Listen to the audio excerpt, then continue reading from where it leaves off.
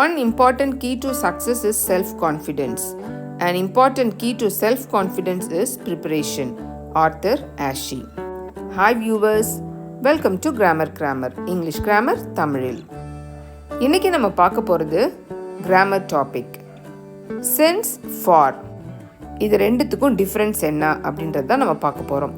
since எந்த மாதிரி சூழ்நிலையில் நம்ம யூஸ் பண்ணலாம், for எந்த மாதிரி சிச்சுவேஷனில் நம்ம யூஸ் பண்ணலாம். இப்போ நம்ம கிளாஸ்க்கு போகலாங்களா? பாருங்க. One of the most confusing sets of prepositions is the words for and since. இந்த ஃபாரையும் சின்ஸையும் நம்ம யூஸ் பண்ணும்போது நிறைய கன்ஃபியூஷன் நம்மளுக்கு இருக்குது இல்லையா? ஃபார் யூஸ் பண்ண வேண்டிய இடத்துல சின்ஸ் போட்டுருவோம், சின்ஸ் யூஸ் பண்ண வேண்டிய இடத்துல நம்ம ஃபார் போட்டுருவோம். இந்த English language prepositions play an essential job. இந்த ப்ரிப்போசிஷன் அப்படின்னு சொல்கிறோம் இல்லைங்களா, இரண்டு நவுன்களுக்கு இடையில் இருக்கக்கூடிய ரிலேஷன்ஷிப் என்ன அப்படின்னு சொல்கிறது தான் ப்ரிப்போசிஷன். அது இந்த இங்கிலீஷ் லாங்குவேஜில் ரொம்ப ரொம்ப முக்கியமான பங்கை வகிக்கிறது. And the words for and since are used as prepositions of time. இந்த ஃபாரையும் சின்ஸையும் நம்ம ப்ரிப்போசிஷன் ஆஃப் டைம், மணியை சொல்வதற்கு பயன்படக்கூடிய ப்ரிப்போசிஷன்ஸாக நம்ம யூஸ் பண்ணலாம். Since both these words denote a period of time, we get confused by the terms. இந்த ரெண்டுமே, அதாவது for, since ரெண்டுமே டைமை குறிக்கிறதுனால, அதாவது பீரியட் ஆஃப் டைமை குறிக்கிறதுனால நம்மளுக்கு ஒரு குழப்பம் வந்துடும். எதை யூஸ் பண்ணலாம் அப்படின்னு சொல்லிட்டு, எதை எந்த நேரத்தில் யூஸ் பண்ணலாம் அப்படின்ற கன்ஃபியூஷன் வந்துடுது. When we are using for in a sentence, it means it is used to denote a specific amount of time. நம்ம ஃபாரை ஒரு சென்டென்ஸில் யூஸ் பண்ணுறோம் அப்படின்னா அது ஒரு குறிப்பிட்ட அமௌண்ட் ஆஃப் டைமை நம்மளுக்கு வெளிப்படுத்துவதற்கு தான் நம்ம ஃபாரை யூஸ் பண்ணுறோன்னு அர்த்தம். பாருங்கள், எக்ஸாம்பிள், பீரியட் ஆஃப் டைம், இங்கேருந்து ஆரம்பித்து இது வரைக்கும் அப்படின்னு நம்ம சொல்லுவோம் இல்லையா, அதுதான் ஒரு பீரியட் ஆஃப் டைம் அப்படின்னு சொல்லுவோம். டியூரேஷன் ஆஃப் டைம் அதுவும் அதுதான். அமௌண்ட் ஆஃப் டைம் அப்படின்னாலும் அதுதான். ஒரு பாயிண்ட்லேருந்து இன்னொரு பாயிண்ட் வரைக்கும் நடுவில் இருக்கக்கூடிய அந்த டைமை தான் நம்ம பீரியட் ஆஃப் டைம் அப்படின்னு சொல்லுவோம்.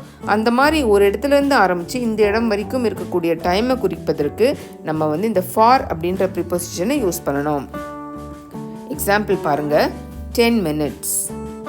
10 minutes அப்படின்றது ஒருவேளை இதுக்கு முன்னாடி எப்போ வேணால் ஆரம்பிச்சிருக்கலாம். அது ஆரம்பித்த புள்ளியிலேருந்து அது முடிகிற இடம் வரைக்கும் அந்த இடைப்பட்ட நேரம் இருக்கு இல்லையா, அதை தான் நம்ம டியூரேஷன் ஆஃப் டைம் அப்படின்னு சொல்கிறோம்.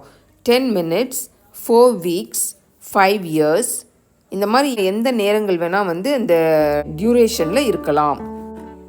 For means from the beginning of the period to the end of the period. It doesn't have to be exact.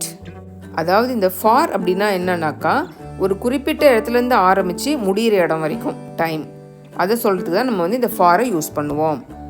இந்த ஃபாரை யூஸ் பண்ணும்போது நம்ம குறிப்பிட்ட டைமை நம்ம சொல்ல வேண்டிய அவசியம் இல்லை. 9 மணி 10 மணி அப்படின்னு சொல்ல மாட்டோம். இதுலேருந்து இது வரைக்கும் 10 நிமிஷம், இந்த வருஷத்துலேருந்து இந்த வருஷம் வரைக்கும் 5 வருஷம் அப்படின்னு சொல்லுவோம் இல்லையா. இன்னையிலேருந்து இந்த வீக் வரைக்கும் 4 வாரம் அப்படின்னு சொல்கிறோம். ஃபஸ்ட் வீக்லேருந்து 3rd வீக் வரைக்கும் அப்படின்னு சொல்லுவோம் இல்லையா. இதுதான் நம்ம டியூரேஷன் ஆஃப் டைம் அப்படின்னு சொல்லுவோம். எக்ஸாம்பிள் பாருங்கள், I have been waiting for you for some time now.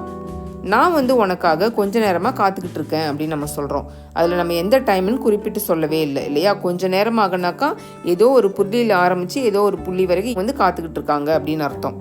For some time now அப்படின்னு சொல்கிறோம் இல்லையா. For some time now represents not an exact time but particular amount of time.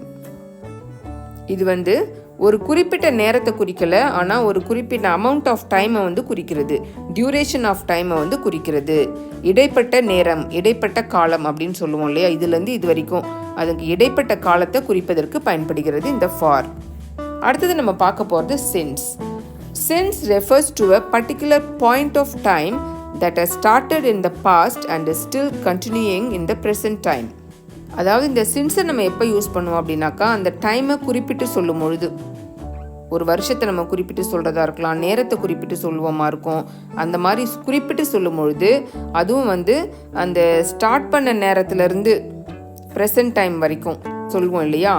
அப்போ நம்ம சொல்லும் பொழுது தான், அந்த மாதிரி நம்ம சொல்லும் பொழுது தான் நம்ம சின்ஸை யூஸ் பண்ணுவோம்.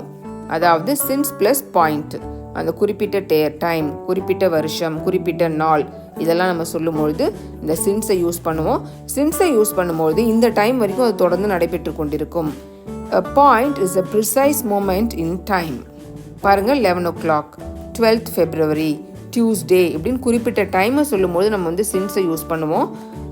Since means from a point in the past until now. கடந்த காலத்தில் ஆரம்பித்து இப்போ இந்த நிமிஷம் வரைக்கும் அது தொடர்ந்து நடைபெற்று கொண்டிருக்கும். அந்த மாதிரி சொல்லும்போது தான் நம்ம வந்து இந்த சின்ஸை வந்து யூஸ் பண்ணுவோம். இப்போ உங்களுக்கு வந்து இந்த ஃபார் சின்ஸ் இதை யூஸ் பண்ணுறதுல எந்த டவுட்டும் இருக்காது அப்படின்னு நினைக்கிறேன். கவனம் வச்சுக்கோங்க, ஃபாரை யூஸ் பண்ணுறோம் அப்படின்னா நம்ம வந்து டியூரேஷன் ஆஃப் டைமை பேசணும். இந்த வருஷத்துலேருந்து இது வரைக்கும், இந்த நேரத்துலேருந்து இத்தனை மணி வரைக்கும் அப்படின்னு நம்ம பேசும்போது நம்ம ஃபாரை யூஸ் பண்ணுவோம். ஆனால் சின்ஸை யூஸ் பண்ணுறோம் அப்படின்னாக்கா ஒரு குறிப்பிட்ட டைமை சொல்லி அதுலேருந்து இந்த ப்ரெசென்ட் வரைக்கும் அது தொடர்ந்துட்டுருக்கோம். அந்த மாதிரி சொல்லும்போது நம்ம வந்து சின்ஸை யூஸ் பண்ணுவோம். என்ன வியூவர்ஸ், இந்த வீடியோ உங்களுக்கு பிடிச்சிருக்கா? இந்த வீடியோ உங்களுக்கு பிடிச்சிருந்துச்சுன்னா லைக் பண்ணுங்கள், உங்கள் ஃப்ரெண்ட்ஸ்க்கு இதை ஷேர் பண்ணுங்கள்.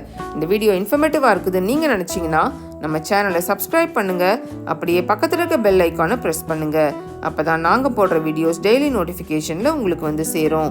மறந்துடாதீங்க வியூவர்ஸ், ப்ராக்டிஸ் மேக்ஸ் பர்ஃபெக்ட். இங்கிலீஷில் பேசணுன்னாலும் இங்கிலீஷ் கிராமரை கற்றுக்கணுன்னாலும் ப்ராக்டிஸ் ரொம்ப ரொம்ப முக்கியம். ப்ராக்டிஸ் பண்ணுங்கள், இங்கிலீஷ் கிராமரை கற்றுக்கோங்க, எக்ஸாமில் கலக்குங்க. Thank you viewers.